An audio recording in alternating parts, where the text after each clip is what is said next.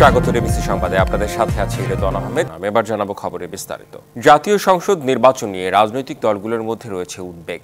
তবে আগে প্রয়োজনীয় সংস্কার কাজ শেষ করতে চায় অন্তর্বর্তী সরকার। বিশ্লেষকরা বলছেন সংস্কারের পাশাপাশি প্রয়োজন নির্বাচনের রোডম্যাপ। তবে এখনই এ নিয়ে ভাবছে না নতুন নির্বাচন কমিশন।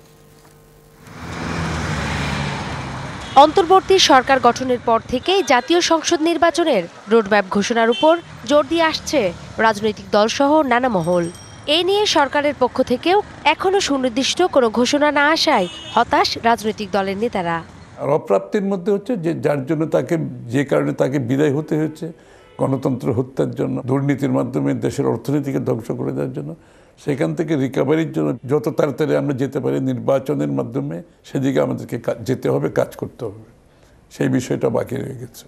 তারা বলছেন দেশের চলমান অস্থিরতা মোকাবেলায় নির্বাচিত সরকারের বিকল্প নেই, তাই দ্রুত ভোট আয়োজনে রোডম্যাপ চান তারা।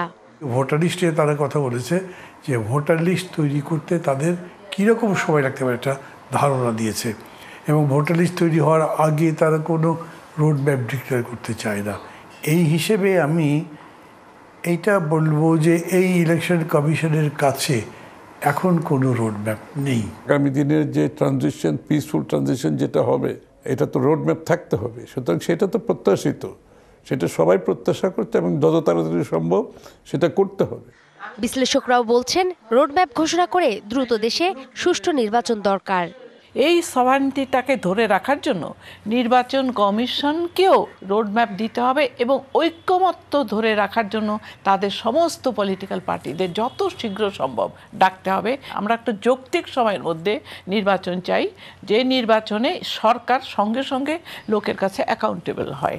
তবে নির্বাচন কমিশন মনে করে নির্বাচনের আগে কতগুলো জাতীয় উদ্যোগ নেওয়া প্রয়োজন, তাই এখনই রোডম্যাপ নয়।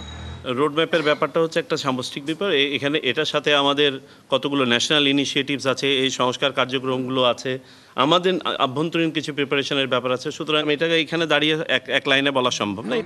তিনি বলেন নির্বাচন ব্যবস্থার উপর মানুষের আস্থার সংকট আছে, তাই দূর করতে কাজ করছে নির্বাচন কমিশন। নূপুর মাহমুদ, ডিবিসি নিউজ, ঢাকা। নির্বাচনী সংস্কারে গতি বাড়ানোর আহ্বান জানিয়েছেন বাংলাদেশ জামায়াতে ইসলামীর আমির ডক্টর শফিকুর রহমান। কুমিল্লায় এক অনুষ্ঠানে তিনি বলেন, কোনো আগ্রাসীর হাতে দেশের 1 ইঞ্চি মাটিও তুলে দেয়া হবে না। তিনি আরও বলেন, সম্প্রীতির বাংলাদেশে মেজরিটি মাইনরিটিতে বিশ্বাস করে না জামায়াত। এমন তকমা দিয়ে একটি গোষ্ঠী ফায়দা নেওয়ার চেষ্টা করছে বলেও দাবি তার। এদিকে রাজধানীর শাহজাহানপুর থানার কর্মী সম্মেলনে নায়েবে আমির অধ্যাপক মুজিবুর রহমান বলেন, তামাশা নির্বাচনের কারণেই আওয়ামী লীগ সরকারের পতন হয়েছে। সংস্কার না করে নির্বাচন দেয়া ঠিক হবে না বলেও মত তার।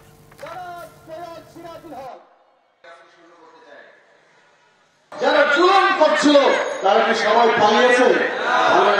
তারা মাথা ভর্তি করে এখনো বিভিন্ন জায়গায় বসে আছে, ঠিক কিনা বলে? তারা মনে করছে প্রতিবেশী দেশের সহযোগিতা নিয়ে মাঝে মাঝে দেশকে অস্থিতিশীল করে বাংলাদেশের দ্বিতীয় স্বাধীনতাকে নস্যাৎ করে দিতে চায়। আমরা বিশ্বাস করি আমাদের প্রত্যেকটা কান্দে যদি শহীদ হতে হয়, তবুও বাংলাদেশের এই স্বাধীনতা আমরা অক্ষত রাখবো ইনশাআল্লাহ। আমরা মেনে নিতে প্রস্তুত নই। নভেম্বর মাসে দেশে মূল্যস্ফীতি বেড়েছে। বিশেষ করে খাদ্য মূল্যস্ফীতি বেড়ে দাঁড়িয়েছে প্রায় 14%। বাংলাদেশ পরিসংখ্যান ব্যুরো তথ্যানুসারে গত মাসে দেশে সামগ্রিক মূল্যস্ফীতি ছিল 11.38%। গত অক্টোবরে দেশে সামগ্রিক মূল্যস্ফীতি ছিল 10.87%। বিবিএস এর তথ্য বলছে নভেম্বরে দেশের খাদ্য মূল্যস্ফীতি ছিল 13.80%। এছাড়া খাদ্য বহির্ভূত মূল্যস্ফীতি ছিল 9.39%।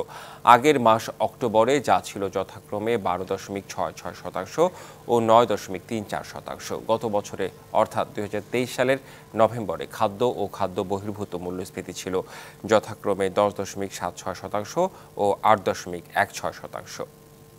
বাজারে দেখা দিয়েছে বোতলজাত সয়াবিন তেলের সংকট। শুক্রবার রাজধানীর বাজার ঘুরে দেখা গেছে 2-1টি কোম্পানির বোতলজাত সয়াবিন তেল পাওয়া যাচ্ছে, তবে তাও চাহিদার তুলনায় কম। বিক্রেতারা বলছেন, গেল 2 সপ্তাহ ধরে বোতলজাত সয়াবিন তেলের সরবরাহ কম।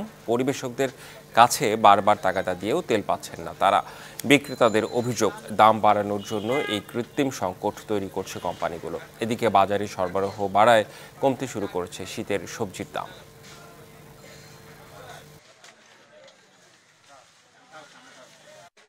কোম্পানি চাইতেছে দাম বাড়াইতে, কিন্তু মূলত এরপরে কোম্পানির চাপের সরকার চাপের কারণে কোম্পানির দাম বাড়াই দেয় না, এই জন্য এরা কোম্পানিটা সংকট দেখাইতেছে। এরা বলতেছে লুচের দামই 200 টাকা কেজির উপরে, এই জন্য প্যাকেট ছাড়তেছে না কোম্পানি।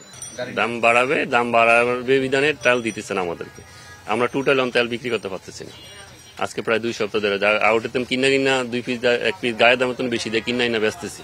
মৌলভীবাজারের কুলাউড়ার চাতলাপুর স্থল শুল্ক স্টেশন ও জুরির বটুলি শুল্ক স্টেশন দিয়ে টানা 7 দিন ধরে বন্ধ রয়েছে আমদানি রপ্তানি। ভারতে ইসকন সদস্যদের বাধার মুখে বন্ধ হয়ে গেছে এই 2 শুল্ক স্টেশনের সব ধরনের বাণিজ্যিক কার্যক্রম। এতে লোকসানের শঙ্কায় বাংলাদেশি ব্যবসায়ীরা। শুল্ক স্টেশনের কর্মকর্তারা বলছেন, ভারত থেকে মালামাল গ্রহণ না করায় আপাতত বন্ধ রয়েছে এই আদান প্রদান প্রক্রিয়া। গত বুধবার বিকেলে ভারতের কৈলা শহরে শুল্ক স্টেশনের রাস্তা বন্ধ করে আমদানি রপ্তানিতে বাধা দেন ইসকন সদস্যরা। এতে বন্ধ হয়ে যায় 2 দেশের বাণিজ্যিক কার্যক্রম। হঠাৎ এমন পরিস্থিতিতে বিভিন্ন পণ্য নিয়ে বিপাকে বিভিন্ন ব্যক্তি ও প্রতিষ্ঠান। প্রায় 1 কোটি প্লাস আমাদের এখানে মাছ আছে, অনেক টাকার এটা ক্ষয়ক্ষতি হয়ে যাবে যদি এটা রপ্তানি না হয়। সংশ্লিষ্টরা জানান, ভারতের ইসকন সদস্যরা চাতলাপুর শুল্ক স্টেশনের রাস্তা বন্ধ করে সংগঠনের পতাকা হাতে বিক্ষোভ করেন। এতে গত 7 দিনে মালবাহী গাড়ি চলাচল না করায় 2 দেশ থেকেই মালামাল আসছে না। ইসকনের কিছু সদস্য এসে আমাদের কাস্টমস এরিয়া ব্যারিকেড দিয়ে লাল ঝান্ডা গেড়ে ওই বাঁশ পেলে রাখছে, যদি কোনো গাড়ি বাংলাদেশ থেকে ঢুকে তাহলে আমরা গাড়িতে আগুন দিয়ে দিব। পরিস্থিতি স্বাভাবিক করতে কর্তৃপক্ষের সাথে নিয়মিত কথা হচ্ছে বলে জানান এই কর্মকর্তা। ইন্ডিয়ান সমস্যার কারণে তারা গাড়িগুলো নেয়নি। আমাদের প্রশাসনের কোনো সমস্যা নাই, আমরা উদ্বোধন কর্তৃপক্ষকে জানানো হয়েছে যে এটা অচিরেই সমস্যার সমাধান হয়ে যাবে। ব্যবসায়ীরা জানান, প্রতিদিন এই 2টি স্টেশন দিয়ে কোটি টাকার উপরে পণ্য আমদানি রপ্তানি হয়ে থাকে। তবে বাণিজ্যিক কার্যক্রম বন্ধ থাকলেও যাত্রী আসা যাওয়া স্বাভাবিক রয়েছে বলে জানান শুল্ক স্টেশন কর্তৃপক্ষ। DBC news desk. জটিল রাজনৈতিক পরিস্থিতির মুখোমুখি দক্ষিণ কোরিয়া।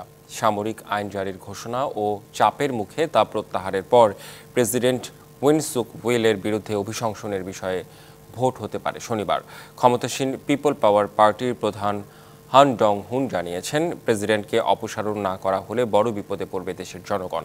এদিকে চলমান অস্থিতিশীল পরিস্থিতির কারণে প্রেসিডেন্ট উইন সুক ইউলের প্রতি সমর্থন কমেছে। নতুন জরিপ বলছে, উইন সুক ইউলের প্রতি সমর্থনের হার মাত্র 13%। এই সপ্তাহের শুরুতে যা ছিল 16%। তৃতীয় পারমাণবিক যুগের দ্বার প্রান্তে রয়েছে বিশ্ব, এমন সতর্ক বার্তা দিয়েছেন যুক্তরাজ্যের সশস্ত্র বাহিনীর প্রধান admiral Tony Radakin. Royal United services ইনস্টিটিউটে দেয়া বক্তব্যে একথা বলেন রাডাকিন। চীন, রাশিয়া, ইরান এবং উত্তর কোরিয়া থেকে ব্যাপক হুমকির সম্মুখীন হচ্ছে যুক্তরাজ্য ও তার পশ্চিমা মিত্ররা। বেড়েছে পারমাণবিক অস্ত্রের হুমকি এবং মহড়াও। হামলার হুমকি আসছে রাশিয়ার কাছ থেকেও। কৌশলগত পারমাণবিক অস্ত্র ব্যবহার, বড় ধরনের পারমাণবিক অস্ত্রের মহড়া চালানো এবং নেটো দেশগুলোর বিরুদ্ধে হুমকি হয়ে দাঁড়িয়েছে রাশিয়া।